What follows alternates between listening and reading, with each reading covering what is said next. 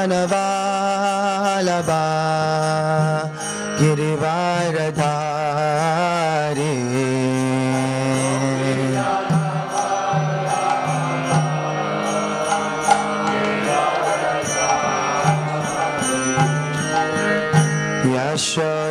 Yashodanandana Raja Janaranjana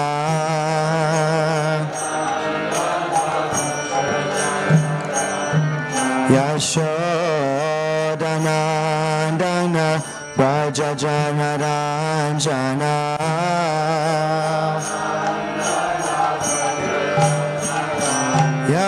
Yamunatira Vanachari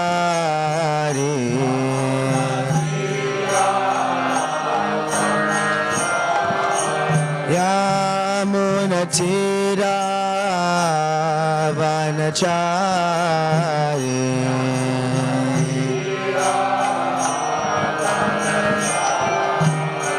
Jaya Radha Madhava Kunja Bihari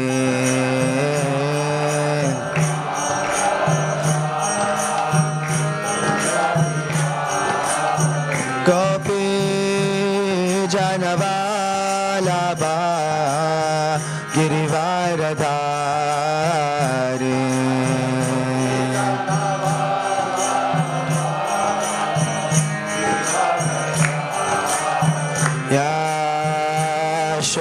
Yashodanandana Raja Janaranjana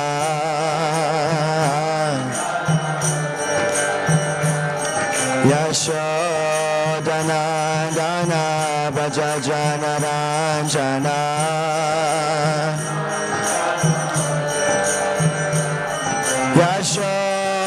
Yashodanandana Raja Janaranjana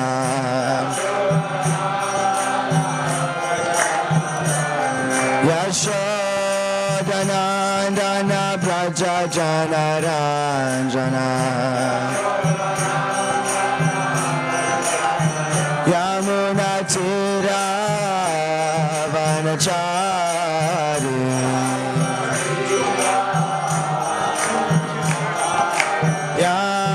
Yamunatira Vanachari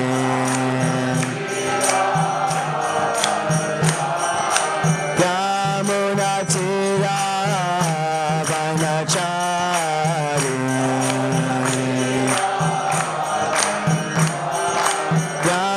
Yamunatira Vanachari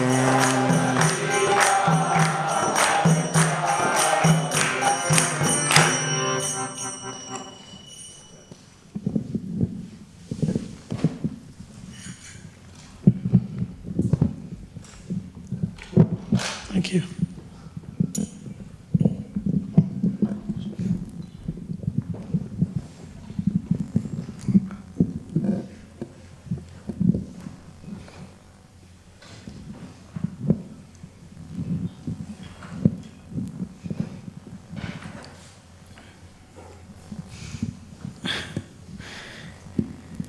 Hare Krishna. So we're reading from Chaitanya Charitamrita, Madhya Leela, chapter 8, text 230.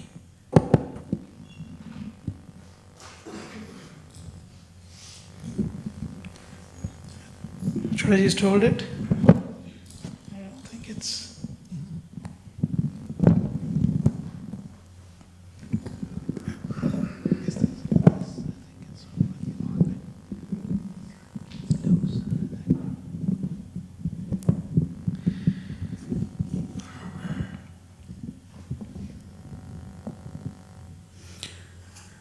गोपी अनुगत्य बिना ऐश्वर्य ज्ञाने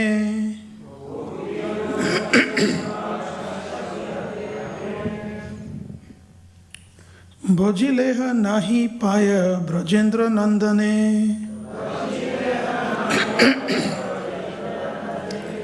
गोपी अनुगत बिना ऐश्वर्य ज्ञाने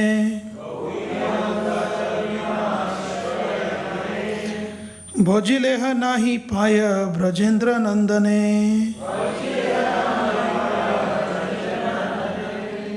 गोपी अनुज्ञात विद्ना ऐश्वर्य ज्ञाने भोजिलेह नाही पाय ब्रजेंद्र नंदने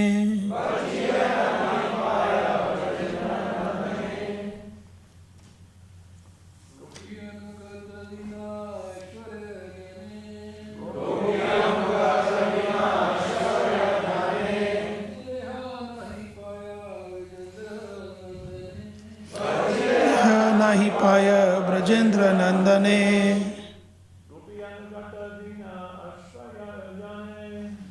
गोपियानुगत विना ऐश्वर्य ज्ञाने भोजिलेह नाही पाय ब्रजेंद्र नंदने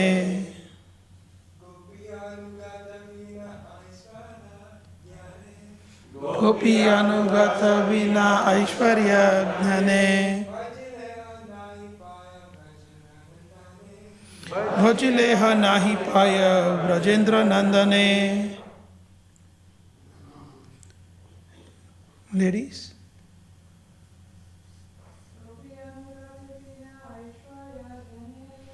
गोपी अनुगत बिना ऐश्वर्य ज्ञाने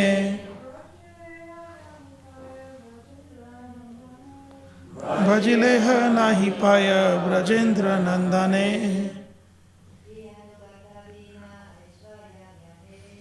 गोपी अनुगत बिना ऐश्वर्य ज्ञाने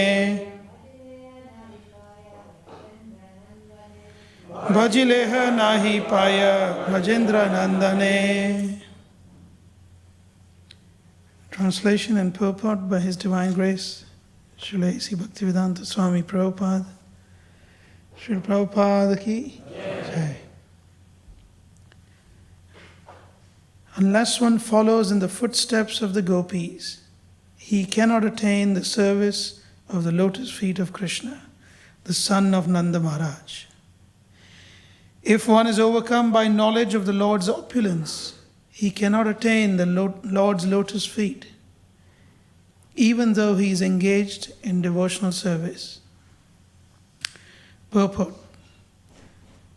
One can worship Lakshmi Narayan by the process of Vidhi Marga, worshipping the Lord with regulative principles according to the instructions of the Shastra and the spiritual master.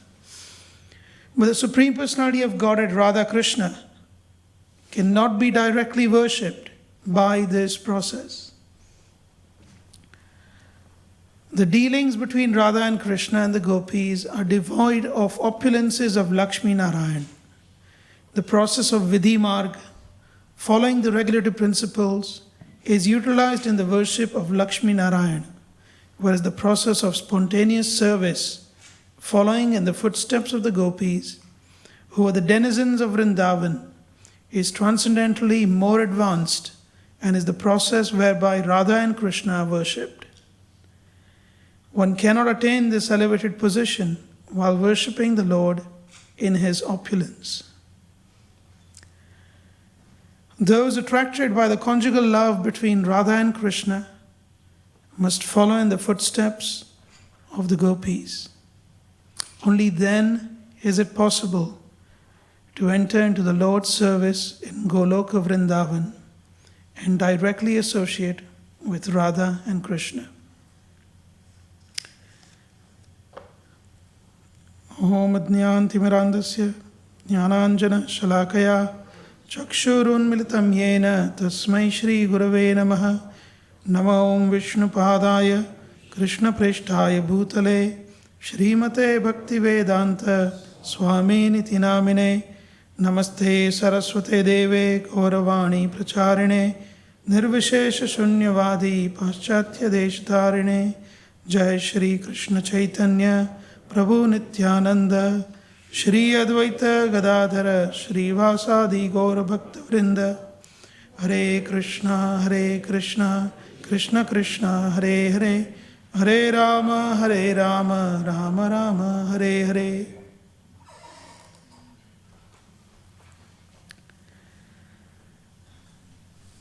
So we are discussing this very confidential topic of conversation between the Lord and Ramananda Rai. And there are many senior devotees here, qualified, more qualified than I am. We have also senior devotees, Yaduvar Prabhu, my obeisances to you, and Partha Prabhu, obeisances to you.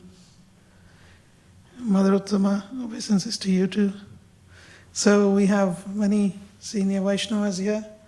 I'll try and attempt to speak something. I'm going to change what I was going to speak. In the presence of this esteemed audience, I would not have the audacity to speak.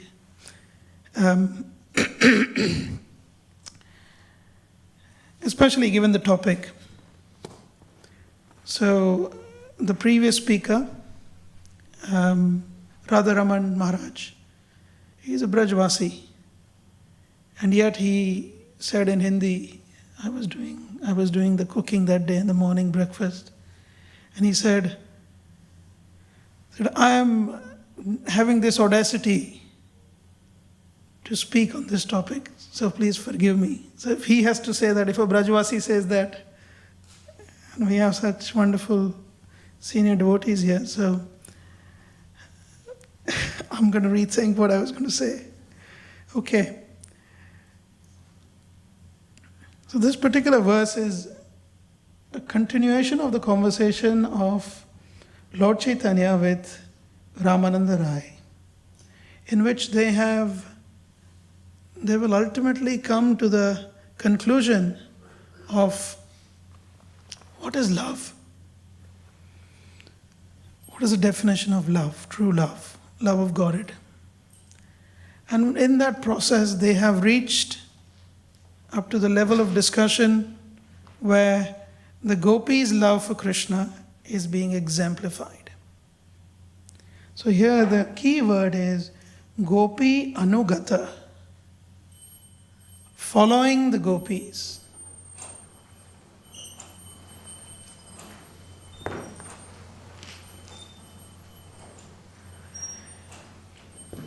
Following the gopis. And before we understand about the following, what following the gopis could potentially mean, I think we need to understand what is the Braj Bhav, what is the meaning of, what is the Brajavasi spirit, what is the mood of the Brajavasis. And we can see, for example, in chapter 28, there's a wonderful pastime, and many acharyas have said it in many different ways. Varuna, the servant of Varuna, captured Nanda Maharaj. Nanda Maharaj, after Ekadashi, wanted to go and take bath in the Yamuna. He goes to the Yamuna, he takes his dip, and the time is not auspicious. So one of the servants of Varuna captures Nanda Maharaj and pulls him, drags him down below into Varuna Loka. As he's being dragged, he shouts out, Krishna, Rama. He's calling his sons, Nanda Maharaj. Krishna immediately hears and he responds. He runs, plunges into the Yamuna, goes to Varuna Loka, sees Varuna Dev. Varuna Dev chastises the servant and says, my dear Lord, what a great fortune that you are here. He offers him prayers and says, I'm really sorry that your father has been brought here. Nanda Maharaj witnesses all this. And he sees how Varuna Dev is actually holding the feet of Krishna. And for a moment he thinks, this Krishna, he's my son, is he? He seems to be someone extraordinary. He goes back to Braja, to Vrindavan, and there is a conference. We also like to, after the class, you can see so many devotees will group around and they will talk about so many different things. So similarly, in the village men, they have this evening conference at 5 p.m. every day in Vraj. So in the evening conference, Nanda Maharaj is the leader. So he's sitting and all the other elderly gopas are sitting. And they say, how was your day today? That is how the question starts. And Nanda Maharaj says, well, today was mysterious. I actually saw the opulence of Varuna Lok. And I saw Krishna. And he appeared like Narayan himself. And immediately all the gopas, they were thinking, oh, Narayan. We wish we were so fortunate like you, Nanda Baba, that we could see Varuna Loka. We are really hoping someday maybe we will even see Vaikuntha Loka if the Lord is happy with us. So this is Brajavasis thinking about Vaikuntha Loka. Now the Acharyas have gone down different trails on this particular topic, different Acharyas of various Vaishnava Sampradayas. I will give you some essence of it. So when they think about this, Krishna immediately understands these verses are there in chapter 28 of the Bhagavatam. Krishna understands the heart of these Brajavasis. They are thinking, we want to see Vaikuntha. Krishna says, okay, I will show you Vaikuntha. He tells the Brajavasis, I'm going to take you to Vaikuntha, come. He takes them to Brahmarad, which is Brahmakund. Brahmakund is where Akrura took his dip and he saw Krishna Balram as the Supreme Lord. So he takes the Brajvasis to Brahmakund. The Brajvasis, they dip. As soon as they dip, they find themselves in Vaikuntha Loka. And all the Vaikuntha Vasis are there. The aeroplanes are flying. Everyone looks four-handed with beautiful wives, as beautiful as Lakshmi Devi. And the Brajvasis are really, for a moment, they are fascinated. What a wonderful place. Then one Gopa asks another, hey, where are the cows? How do they eat? How do they feel so nourished, fat? There are no cows here. The other Gopa says, oh, maybe they are simply unfortunate. We have so many cows. And where is the beautiful Giri Govardhan? How do they get their jewels and all of these? Where is this coming from? And then, as they are entering, you can imagine them dressed in their local, clothes. And you have Vaikuntha Vasis in gold and diamond, 400 forms. So the Brajvasis, they somehow managed to go right up to the dais of Lakshmi Narayan. And there they see Lakshmi Narayan being offered prayers by the Chandas personified, by the Vedas personified. As the Vedas are praying to them, these Brajvasis looking at the Vedas, they think, wow, who is this Lord? Is this Narayan? It couldn't be. Because he looks so much like our Krishna. So when they look at Narayan, they can only see Krishna. They say maybe Krishna is making this whole magical, illusion for us. Because this is not some Narayan that we thought we will see. This is Krishna. Look, this is our Krishna. They are discussing. And they are astonished. At that very moment, Krishna pulls them out of Brahmakund, and they say, oh, thank you, Krishna, for bringing us back. There was nothing to do there. And more important, you weren't there. It was so dry. So there's this verse, the last verse of that chapter, very short chapter. Nanda dayastutam drishtva Paramananda Nivrata. Seeing Nanda and others being so astonished by Vaikuntha, the Lord showed them Vaikuntha. However, what did they see in Vaikuntha? Did they see Narayan? Were they fascinated by Lakshmi Devi? In fact, one Gopa said, you saw that some lady was sitting next to that Narayan. But my gaze was so stuck on Krishna, on Narayan, that I did not notice that lady. Imagine the whole world is running after Lakshmi Devi. The Brajavasis are saying, I did not even notice. So here, Krishnam Chatatra Chando Bihi. What did they see? Who did they see? Krishna. Tat Chando Bihi. Through those chandas, Krishna was being glorified. Chanda means Vedas. Vedas were glorifying Krishna. Stuyamanam Suvismita. They were extremely surprised that Krishna is there even in Vaikuntha.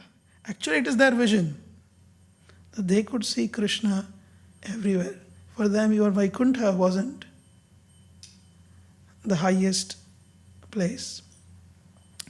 So we see so many pastimes. Srila Prabhupada spoke this pastime many times. In fact, I think Yadubhar Prabhu was there, Mother Vishakha was there. In the Pandal program at Bombay, they did a drama about this on the Pandal.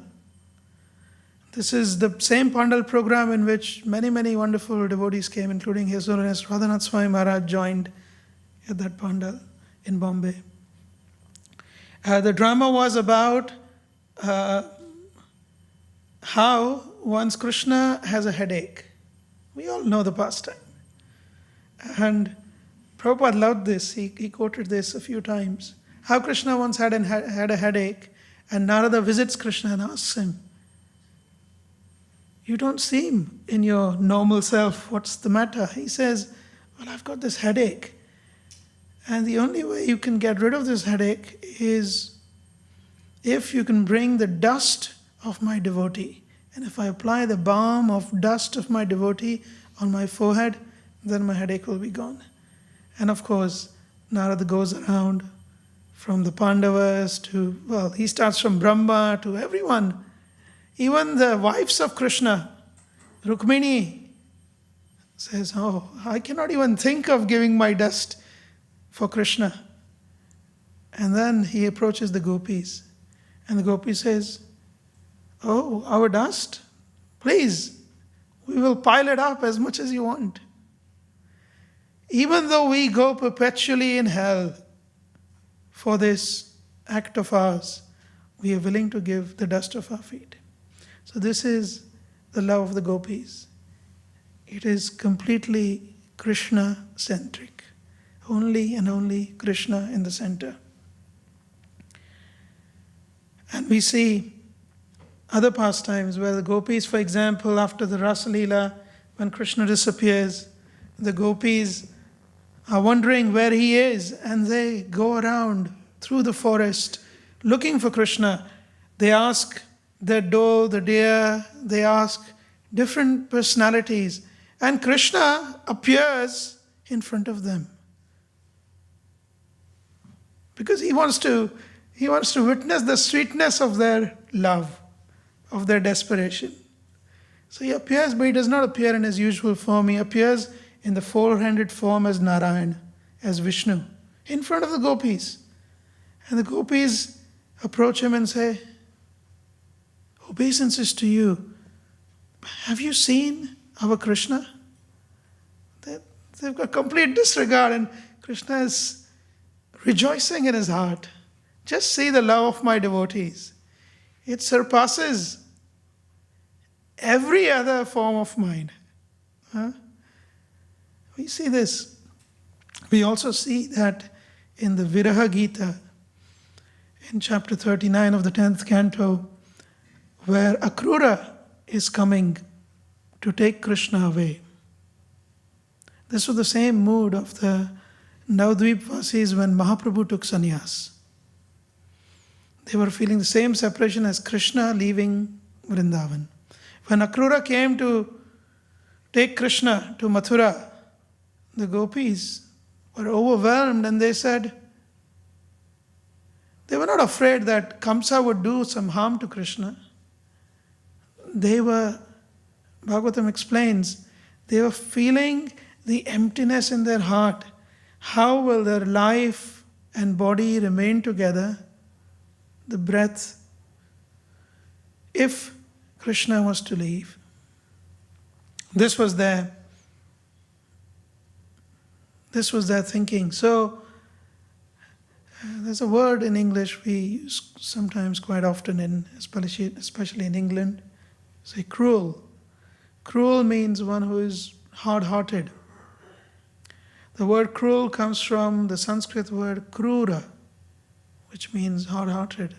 And the gopis actually use this word in chapter 39, chapter 39 of the 10th canto. The gopis say, the servant of Kamsa, his name is Akrura, which means not cruel, compassionate. But in reality, that is just a disguise, like Kamsa, who is a demon, but seems to be very, well disposed to everyone. It's only his disguise. Similarly, his real name is Krura, means cruel. He's really extremely cruel that he's here to snatch away Krishna and Balram from us. So this is their feeling.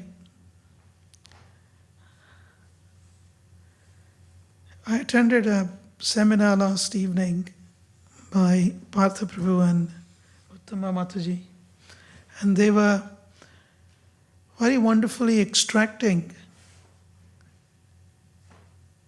from the audience what's deep within their realm of experience. It was with regards to the Grihastha ashram, but they were extracting so wonderfully, asking the right questions and, helping, almost teasing out from the deep corner of the heart different things that the Grihasthas experience. So since they are here, and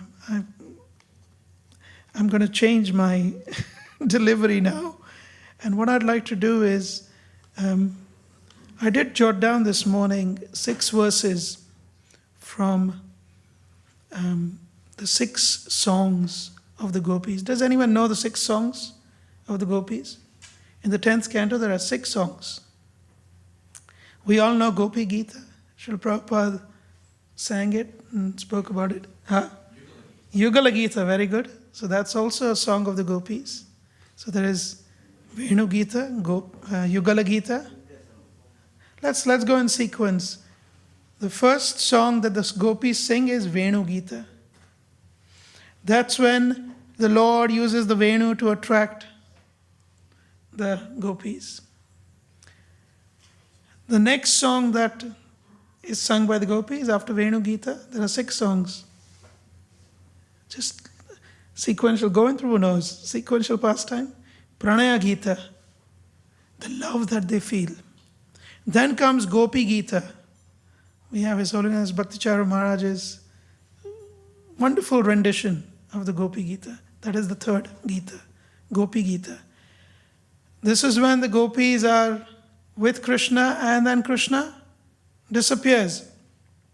So they glorify the couple. So Yugala Gita is next.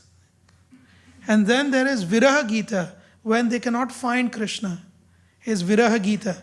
And when Krishna has been taken away by Akrura, the 6th song of the gopis is called, very famous, this was very dear to His Divine Grace Bhaktisiddhanta Saraswati Thakur Maharaj, is Brahmara Gita, the song of the bumblebee. Prabhupada translates it as bumblebee.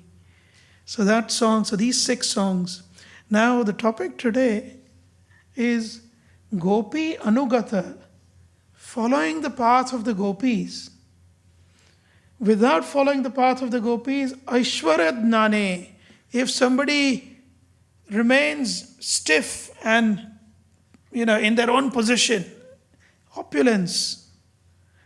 The reason why Lakshmi Devi could not enter, and Mahaprabhu had this discussion with Vyankata Bhatta in Sri Rangam, Ranganath Kshetra in South India, when Mahaprabhu visited South India on the pretext of looking for his brother. He went there and he met Gopala Bhatt Goswami's uncles, Vyankata Bhatta, and Venkat Bhatta and Mahaprabhu were discussing the glories of Narayan. At one point, Mahaprabhu said, Lord Krishna is the origin of Narayan. Venkat Bhatta couldn't take it. So Mahaprabhu explained, if Narayan is greater than Krishna, why is it, please explain to me, that even Lakshmi Devi wants to seek entrance into the pastimes of Krishna? Why is Lakshmi Devi, the most chaste, is willing to give her husband up, and not give her husband up in the sense of giving up completely, but she, the most chaste, but she still, her mind goes towards entering into the pastime of Krishna. Why? So Venkat Bhatt says, oh, I don't know. You are the Lord Himself. Maybe you can help me with the answer. So Mahaprabhu says, it's because Lakshmi Devi is unable to get the simplicity of the love of the gopis in her heart. When she wants to enter the pastimes, she wants to still enter as Lakshmi. There is no entrance into the pastimes. And that's what Prabhupada says in the purport. That's what this verse says. Gopi anugata bina. Without following the path of the gopis, which is Raganuga Bhakti ultimately. We start with Vaidhi Bhakti, but we are aiming for Raganuga Bhakti. You see, these verses and these sections of the Chaitanya Charitamrita, they are showing us the goal. We are not there yet, but like you want to go somewhere. I want to go to Edinburgh next week, to Scotland. I'm already configuring in my car, the map to go to Edinburgh. So you need to know where you're going. So this section helps us understand what is the ultimate. So the path of the gopis. Without that, nahi paya brajendra nandana. You cannot reach brajendra nandana without following the path of the gopis. And so we see even in Chaitanya Manjusha, we have a beautiful statement made of what is the path. Going through Chaitanya Manjusha? Yes, but the section Ramya Kachid Upasana Vrajavadhu Vargena Ya Kalpita. What is our upasana? What is our method? What is Chaitanya Mahaprabhu's method of worship? Chaitanya Mahaprabhu's method of worship is Ramya Kachid Upasana, that beautiful path of worship which Vrajavadhu Vargena Kalpita, which was followed by the Vrajavadhus, which was followed by the gopis. Another place we have Gopi Bhartruhu Pada Kamalayo Dasa Dasanu Dasa. His Holiness Radhanath Swami Maharaj quotes this practically every class. So this is the path that ultimately we have to come to. Wherever we are, whatever we are, whatever conditioning we have, ultimately that's we are aiming to get to. So let's read these 6 verses of. And the beauty is that Lakshmi Devi has been spoken of by the gopis in each one of these verses. So the 6 Gitas that are there, 6 Gopi Gitas, each Gopi Gita, somehow the gopis have made reference to Lakshmi Devi. So this was while I was meditating on this verse. And I was going to give some descriptions, but instead, taking inspiration from Mother Uttama and Partha Prabhu, I'm going to ask you to tell me, what do you think is the mood of the gopi in this verse? So I'll read the Sanskrit and I will attempt to illuminate how the acharyas have illuminated that verse, just a little bit. And then I'll take response from the audience. So the Venu Gita, the first Gita, we're reading chapter 21, verse 10. It says, Vrindavanam Sakhibhuva Vitanoti Kirtim The gopis are discussing with each other. Vrindavanam Sakhi. Hey Sakhi, oh girlfriend, oh friend of mine. Vrindavanam Bhuvaha Vitanoti Kirtim. The center of the earth. What is the center of the earth? What place is the center of the earth? Narayan Bhatta Goswami in his Braja Bhakti Vilas, he says, right in the first section, the first chapter, he says the center of the universe. The center of the universe, like we think sun is the center of the planetary system. He says center of the entire universe is the land of Vrindavan. So here, the gopis are saying the same thing. Vrindavanam Sakhi Bhuvo Vitanoti Kirtim. This Vrindavan is actually increasing the kirti, the fame of earth. Yad Devaki Sutapadambuja Labda Lakshmi. Why? What kind of opulence does this land of Vrindavan have? That it actually is beautifying whole earth? Is Lakshmi Devi there? Is Narayan there? They say no. There is something higher than Lakshmi. What is that? Yad Devaki Sutta. The son of Devaki, his Padambuja, his lotus feet, Labdha Lakshmi. The real Lakshmi of Vrindavan, the real wealth of Vrindavan is that Sanatana Goswami, commenting on this verse, says that of all the places in the three worlds and all the dhams, the only place where the Lord did not wear slippers, did not wear shoes, is Vrindavan. So this is the only land. If you go to Vaikuntha, the Lord has beautiful emerald green shoes. There's a beautiful description given. But here in Vrindavan, no shoes. The only place on earth, so Sanatana Goswami says, Yad Devaki Sutta Padambuja Labdha Lakshmi. That is the wealth of this land. That the Lord directly touches it. And hence, the whole land is non-different from the Lord. Govinda Venu Manumatta Mayura Nrityam. Govinda Venum. And Govinda plays his Venu, his flute. Actually, Vishwanath Chakravarti Thakur explains that the peacock, Matta Mayura Nrityam, the peacock are intoxicated by seeing Krishna, and they, you know how they dance. The peacock, they are ready to dance. But they are stunned. They can't dance because they are stunned, absorbed. So they tell Krishna, Krishna, our feet are unable to move. We are frozen. But we want to dance. Please play the flute. Krishna plays the flute. And then they start dancing. And then they say, Krishna, please join in. And Krishna joins in. And he dances like a peacock. And at the end of that dance, the peacock, they say, thank you.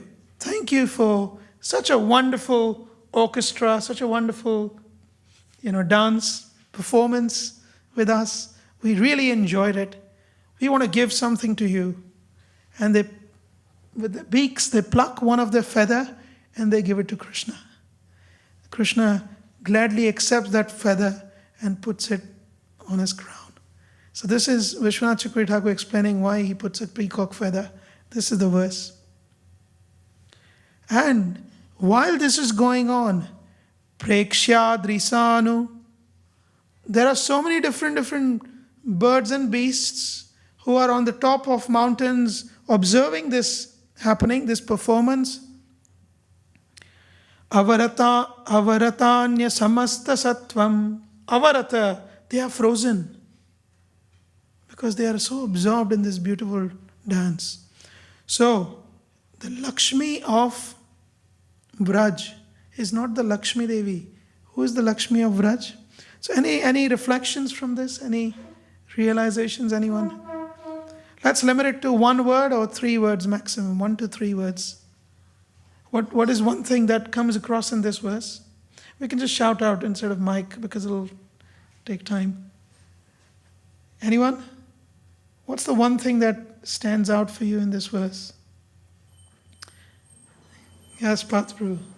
Radha and Krishna are like a magnet attracting everyone's heart in the entire creation. Wow, wonderful.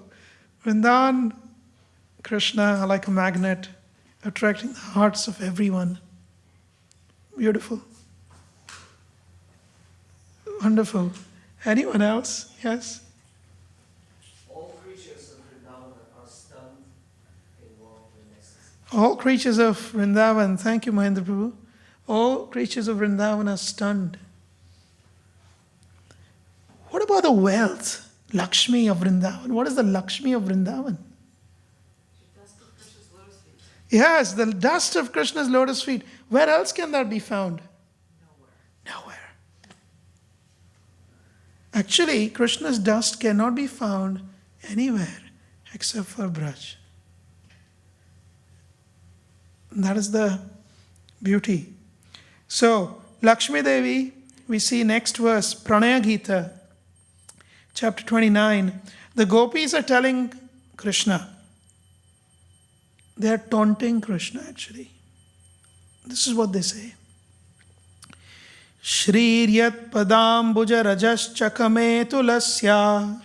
Shri, Lakshmi, as we see in this verse, Lakshmi has no entrance unless she follows the gopis. So here the gopis are saying actually, because their heart is overwhelmed with love, they are saying, Shriryat padambuja rajas chakame tulasya. Lakshmi is supposed to be chaste. And she's supposed to be serving Narayan happily. And yet, Lakshmi yat padambuja rajaha, she is hankering for something. She's hankering for the dust of your lotus feet, Krishna. You want us to go away to our homes and not be with you? But actually even Lakshmi is hankering.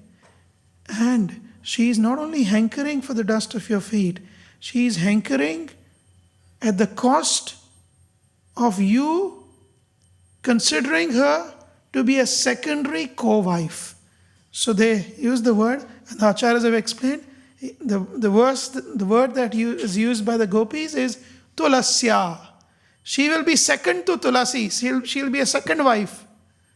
Tulsi has already got the dust. You can see the deities. Tulsi is on the lotus feet of the deities. So Tulsi has already occupied the position at the lotus feet and getting the dust. And yet Lakshmi, leaving her grand husband Narayan, wants to run and take shelter of the dust of your lotus feet. Even at the risk of becoming a co-wife with Tulasi. This is the taunt. They are taunting. They say, Labdvapi vakshasi padam kila bhrutya jushtam. Is she not satisfied with her servitude to Narayan? She is vakshasi padam. She is sitting on the chest of Narayan. Is she not satisfied? Yasya svavikshana utanya sura prayasa. Then they say something very interesting.